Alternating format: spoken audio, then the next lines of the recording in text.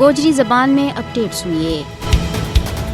Face بک اور دوجا media sites کی یہ ذمہ داری بنیں جی وہ کوئی بھی ایسو مواد جس نال لوکاں نہ جانی مالی نقصان یا انہاں کا مذہبی جذبات مجروح ہوئے اس نہ ڈیلیٹ کر دیتو جائے، لیکن فیس بک یو فرض ادا کرنا ناکام رہو ہے۔ یہی وجہ ہے کہ دنیا میں فیس بک سخت تنقید کا نشانہ بنا ہے۔ اس حوالے نال فرانسس ہیوگن نے سنسنی خیز انکشاف کی ہے کہ فیس بک نے بھارت میں مسلم مخالف نفرت انگیز تقریراں اور دوجا مواد نہ فروغ دین میں اپنا کردار ادا کیا ہے۔ انہوں نے کہا کہ فیس بک نے بی جے پی کی زیر قیادت ہندوستانی حکومت کا مسلم مخالف مواد نہ سائٹ پر بغیر چیک کرنے کے رہن کی اجازت دی تھی۔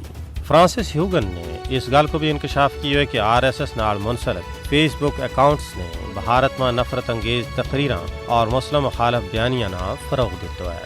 آر ایس ایس کا صارفین کی طرف مسلمانہ نہ سور اور کتا نال موازنہ کرنے والی کئی غیر انسانی پوسٹ اپلوڈ کی گئی ہیں۔ انہوں نے اس گل کو بھی انکشاف کیا ہے کہ فیس بک، واٹس ایپ اور ٹویٹر نہ صرف بھارتی مسلمانہ بلکہ دلتاں اور عیسائیوں کے خلاف تشدد نہ فروغ دے رہا ہے، کیونکہ فیس بک انڈین ٹیم کا کچھ اعلیٰ عہدیدار بی جے پی عہدیداراں کا مچ نزدیک ہے۔